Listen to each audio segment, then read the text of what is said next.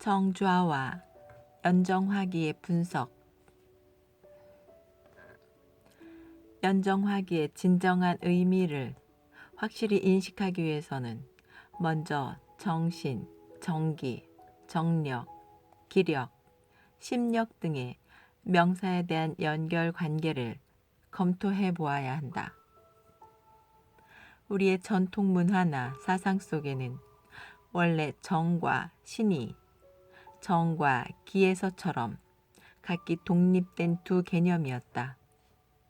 후에 독립적인 두 개념이 합쳐서 정신이라는 하나의 명사가 성립되었으나 그 정확한 의미는 아직 뚜렷한 정론이 없는 것 같다. 한위 이후에는 도가에 의해 특별히 정기신이라는 새 개념이 제기되어 신선수련의 중심이 되었다. 이것은 황제내경과 도가의 황정경에 근거한 것이었다. 황정경의 최고의 약에는 세 종류가 있는데 신과 기와 정이다 라는 구절은 후세 도가 수련인들이 다시 정기신을 강조하는 단서가 되었다. 필자는 정기신 세 명사의 정확한 정의가 무엇인지에 대해 자주 질문을 받았다. 실로 해석하기 어렵다. 그렇긴 해도 비교적 쉽게 이해시키기 위해 우주 물질적인 빛, 열, 힘에 비유해 설명하곤 한다. 정은 생명의 열에, 기는 힘에, 신은 빛에 비유할 수 있다.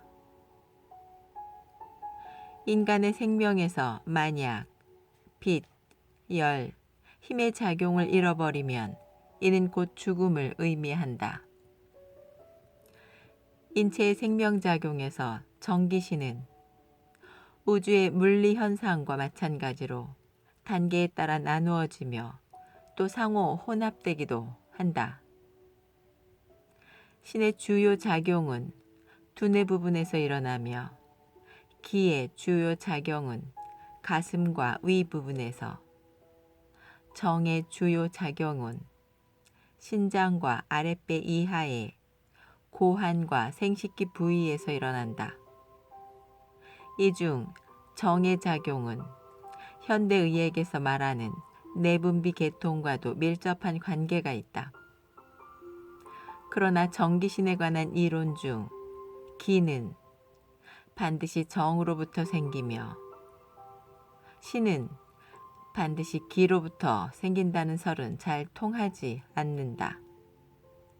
빛, 열, 힘의 원리로 말한다면 열과 힘은 모든 빛의 작용에 의해 생기기 때문이다. 이로부터 유추해보면 정과 기는 확실히 신으로부터 생긴다는 것을 알 수 있다. 따라서 신경쇠약인 사람이 있다면 그 사람의 정과 기도 자연히 허약해질 것이다. 다음으로 반드시 알아두어야 할 것은 인체의 쾌감은 정으로부터 생기고 의지와 결단력은 기력이 충만함으로부터 생기며 지혜는 신의 고요한 정으로부터 생긴다는 사실이다. 불가에서는 수심 양성을 중시하는데 이는 사유 방법을 통해 마음을 바꾸는 것을 수련의 근본 출발점으로 삼는 것을 의미한다. 이 작용 및 성과는 확실히 신과 기에 편향된 것으로 도가의 상품 단법과 유사하다. 이렇게 하다 보면 자연히 정의 수련도 그 속에 포함되기 마련이다. 송원 이후의 도가는 연정화기, 연기화신, 연신환어의 방법과 차례를 중시했는데 이는 불가의 지계, 수정, 생해의 3대 원칙과도 유사하다. 어느 것이든 그 내용을 통달하면 실제로 차이가 없다고 할 수 있다. 이로부터 알 수 있듯이 인체 내 성선 내분비 작용에 의해 생성된 정자와 난자를 정자 수련의 기본으로 삼는 것은 지극히 자세히 연구해 볼 만한 가치가 있다. 그러나 이 방법은 체력이 약하거나 이미 중년을 넘긴 사람의 경우라면 마땅히 달리 접근해야 한다. 요컨대 정좌 혹은 수도는 일종의 지혜의 학문이다. 맹목적인 믿음이나 편견에 사로잡혀 시종일관해서는 안 된다. 사람의 생명이란 종합해보면 몸과 마음의 결합 외에 아무것도 아니다. 신체의 생리적인 주요 기능도 결국 정기 두 종류의 작용에 지나지 않는 것으로 이들은 모두 감각의 범주에 속한다. 마음의 주요 기능은 한마디로 지각의 범주에 속하는 것으로 신의 작용이다. 과거에 언급되었던 것들은 정좌나 수도 과정 중 발생하는 생리적 반응, 즉 기맥의 움직임과 같은 감각의 영역에 속하는 것이었다. 감각은 후천적인 것이며 고정된 것이 아니라 늘 변화한다. 수도의 성과는 처음에는 감각을 따라 시작되나 점차 감각과 지각이 동시에 드러나며 더 나아가 이 둘이 혼연일체를 이루는 경지에 이른다. 그렇다 하더라도 실제로 감각을 떠나서는 수도에 임할 다른 방법이 없다. 그러므로 기가 임독이맥과 기경팔맥을 모두 통했다 하더라도 이건 역시 단지 감각상의 성취일 뿐이라는 점을 반드시 이해해야 한다. 그뿐 아니라 연정화기 과정 중에 보이는 기맥이 통한 반응도 수련의 진도에 따라 다르게 나타난다. 연기화신의 과정 중에도 한 차례 기맥이 크게 통하는 반응이 있는데 이건 역시 연기화신의 공부와 합하여 각기 다른 경계가 나타난다. 예로부터 단경에는 구전환단의 오묘함에 대한 이야기가 있었는데 후세인들은 이것을 기맥에 끌어다 붙여 임독이맥을 이렇게 저렇게 몇 차례 회전해야만 비로소 구구의 수에 맞는 것이라 주장하기도 했다. 비록 과하게 끌어다 붙인 흠이 있기는 하나 정기신 3자를 단련하는 데 있어 각 단계를 거칠 때마다 자연히 내적 변화가 거듭된다는 설명은 그렇게 비난만 받을 관점은 아닌 것 같다. 앞에서 필자는 연정화기의 공부를 이해하기 위해서는 반드시 어떤 것이 진정한 정인지를 먼저 알아야 한다고 했다. 그리고 후천적 정력의 작용을 완전히 부인해서도 안 되며 그렇다고 후천적 정자나 난자가 곧 정이라 오해해서도 안 된다고 했다. 사실 후천적 정력도 진정한 정이 변화된 것이다. 다시 말하면 새로운 생명의 근원은 생식선, 갑상선 및 뇌하수체와 절대적인 관계가 있다. 생식선이 충분히 활동하고 있을 때 음욕이 전혀 일어나지 않는다면 이것은 확실히 진정한 정의 상태에 접근한 것이다.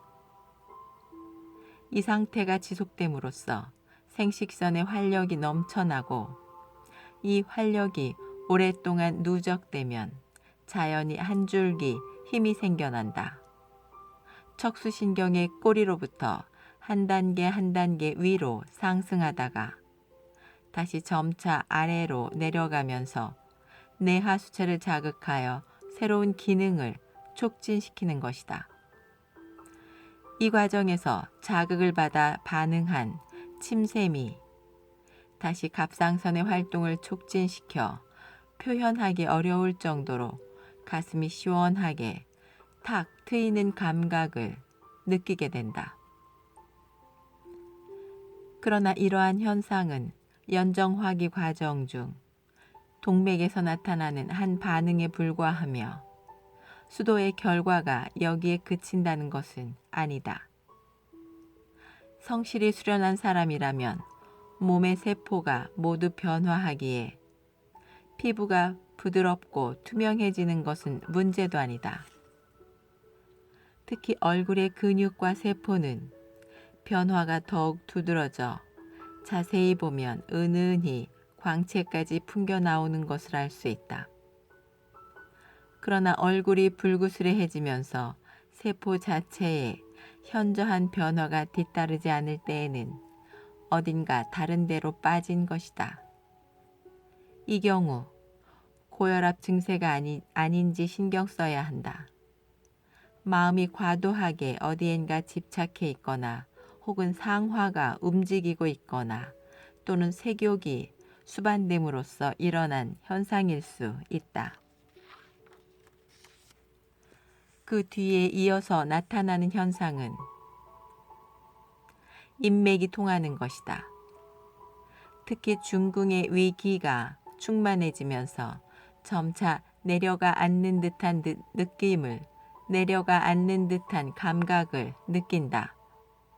이 단계에 이르러 마음을 비우고 깨끗이 하여 고환과 회음이 저절로 수축될 때까지 고요히 기다릴 수 있다면 한 줄기 힘이 앞쪽 치골 속을 따라 위로 치올라 하단전 부위에 이르고 여기에 중궁으로부터 내려온 기기와 만나게 된다. 두 기운이 만나면 순식간에 청춘선의 활력이 회복되며 비할 데 없는 쾌감이 인다.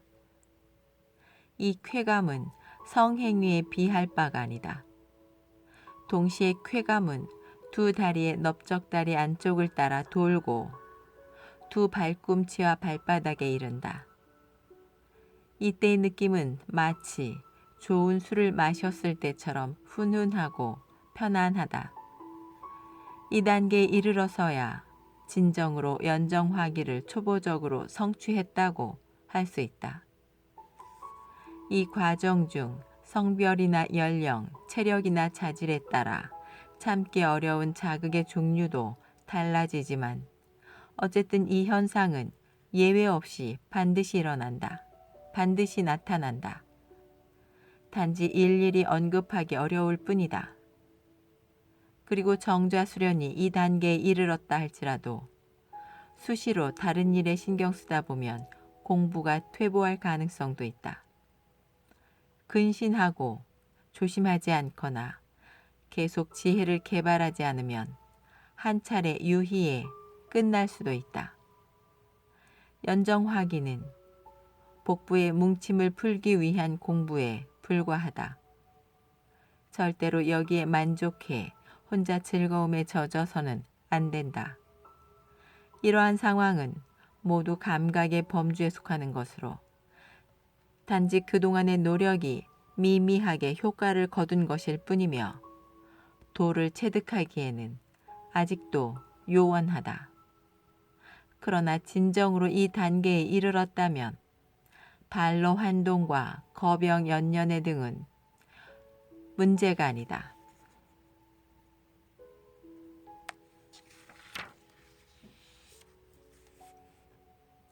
진정한 의미의 기란 어떤 것인가? 연정화기의 계략적 과정을 앞에서 살펴보았다.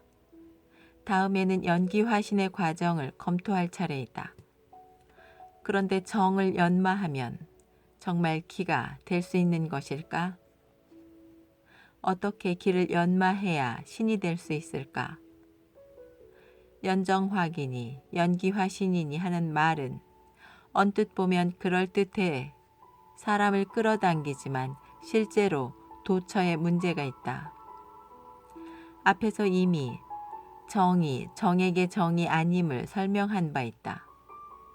여기서는 순수한 진기가 호흡의 기가 아님을 설명하고자 한다. 진정한 의미의 수련을 하고자 하는 사람들은 단지 초보적인 단계에서 호흡의 기를 빌려 인체 속에 구비되어 있는 진기를 유발하려고 할 뿐이다. 그렇다면 진기란 궁극적으로 어떤 것일까? 이는 정말 정의하기 어려운 개념이다. 특히 이것을 외국인에게 설명하기는 더 어렵다. 서구 용어 중에서 기와 가장 가까운 것을 생각해 보면 자연히 요가의 프라나가 떠오를 것이다.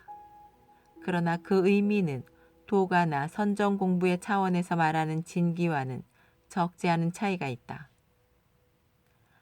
만약 현대 자연과학의 지식을 빌려 억지로 표현해 본다면 인체의 생명력 정도가 되겠는데 이것은 그래도 비교적 진기의 의미에 가깝다고 할 수 있다. 일반적으로 정좌 수련을 하거나 수도를 하는 사람들은 정좌 과정 중 감각 기능이 생기면 대부분 이를 기기의 발동으로 생각하여 이미 연정화기의 작용이 나타난 것으로 여긴다. 더욱이 정자 공부가 쌓여 감각 기능이 척추와 가슴, 배 부위로 확산되면 기기가 이미 동맥을 따라 상승하여 인맥, 이맥을 통한 것이라 생각한다. 사실 신체 건강한 사람뿐 아니라 허약한 사람이든 병든 사람이라 할지라도 오랫동안 한 자세로 움직이지 않고 고요히 앉아 있으면 비록 속도의 차이는 있을지라도 모두 이상과 같은 반응을 느낀다. 그러나 이것은 절대로 연정화기의 진정한 효과가 아니다. 이 과정에서 나타나는 반응이 정좌의 효과라는 점은 의심의 여지가 없지만 초보적인 연기 축기에도 크게 미치지 못하는 것이다. 연정화기의 측면에서 본다면 아직도 요원하다.